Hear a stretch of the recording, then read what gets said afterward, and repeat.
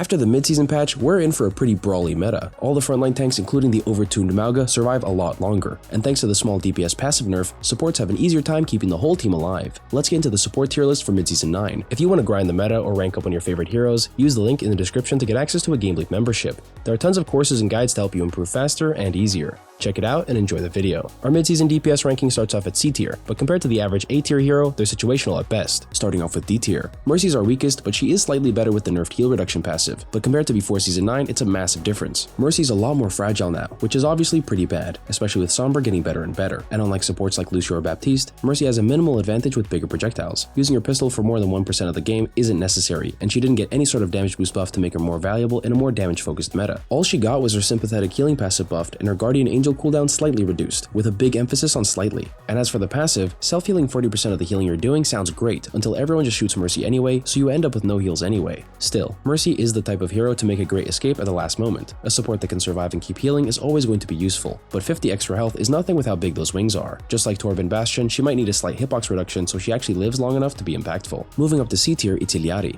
She's been getting a few changes recently, but it hasn't been enough to make her viable. She could be strong if she was a bit more lethal and maybe more mobile, but right now Mauga meta is on the rise. There's massive frontline pressure and she doesn't bring enough healing or damage. Her burst heal and range spam are good, but when the fight breaks out, her damage is unreliable and her heals run out. So with basically zero utility, if she's not getting picks or significant damage on the backline, you'd be better off with another hero. A common strat to still get wins is by playing super flanky, but it's not without risk. Not being with your team means you can get better angles, but it'll leave both you and your team with less help. So you really have to hit your shots to make up for it. Even with her fire rate slightly improved, the charging mechanic makes it easy for your opponents to bait your shots, which makes for an easy advantage in the duel that you need to be aware of. She's not exceptionally hard, but it's definitely similar to how Reaper and Junkrat have to play most of the time. You can still pop off and clutch, but any mistake is likely to lose you the fight, and you have to play risky to get value. Missing a shot is bad, but mispositioning is worse. But even as a both difficult and weak hero, if you know what you're getting into, she's pretty fun and can still be effective. Now moving up to B tier. Although he's got nice utility and damage, Zenyatta's not making a big comeback this patch. He's still good on a lot of maps and against a lot of compositions. More unkillable frontline tanks are showing up, and a well-timed Discord is the perfect medicine. But the mid-season brought more than just tank buffs. Sombra is very importantly charging more EMPs and dealing way more burst damage now. All she has to do is hack Zen, hit the virus, and hit 13 bullets out of 60. Zenyatta's massive cube of a hitbox makes that follow-up damage real easy. It's also extra bad that Sombra has an easier time to kill Zen because of the ultimate matchup. If you can just one-shot Zen, you either get the kill or force Transcendence, for an easy EMP afterwards. You don't even need to bait anymore because the kill is that easy. It goes the same for Tracer and Wrecking Ball and Doomfist, but the meta is helping Zen out. Sitting in the back is a lot safer with Mauga running down front lines. Just make sure you're far enough that he can't run you down too. The next hero in B tier is also exactly what Zen needs to stay alive this season, Brig. Cutting straight to the chase, 5-second repair packs feel really good. They're still limited to 25 meters, which forces Brig to play closer, but it's not that big of a deal. Shield Bash moves you at least 10 meters, so you can dip back to 35 meters and further if you really need to. But there are plenty of maps where you can play close as Brig without fearing for your life. Brig still doesn't really fit in, but with this buff she's getting better at being a dive support again. She hasn't had a long enough time to shine in Overwatch 2, and Season 9 set her back even more. But a straight increase in her healing output is really good,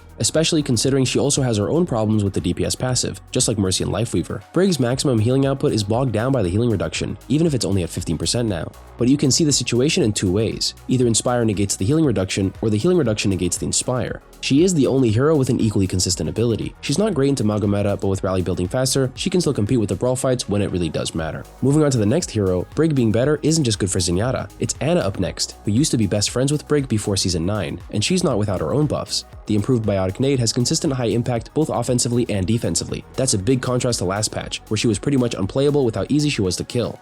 But despite the buff, she's not massively better relative to the Season 9 changes. 30 extra healing is great, and on a heal boosting ability too, but without your other support, you're still an easy kill. Ana just can't heal herself outside of her Biotic Nade and regen passive. It's the biggest problem she has, because offensively, the nade is pretty good. The extra damage makes it really dangerous for DPS and supports, but actually not against most tanks. This patch has even made it specifically worse into Mauga, who now has extra overhealth during his overdrive that helps tank both the nade damage and the follow-up. And Roadhog's got 50% damage reduction back, so he's tanky even with his healing shut off. It's not ideal, but with Sleep Dart, she can still contest tanks pretty well. Even if they wake up fast, they're often the most valuable target. And even in a bad state, her neutral has good range and burst healing. She may feel weak in faster compositions, but not when you have the position and distance to really abuse her strengths. And it's easy to sleep on Nano Boost when we're so used to Kitsune Rush. Now for the best in B tier, and it's Lifeweaver. His increased maximum healing isn't actually that much of a buff, but added on top of the 5% less heal reduction from the DPS passive, he's gotten a solid upgrade. Even if his heal rate is exactly the same, a higher burst of healing is always more valuable. Charging up Blossoms in advance is a common strat, and it's even more effective now. So with better healing and 275 HP,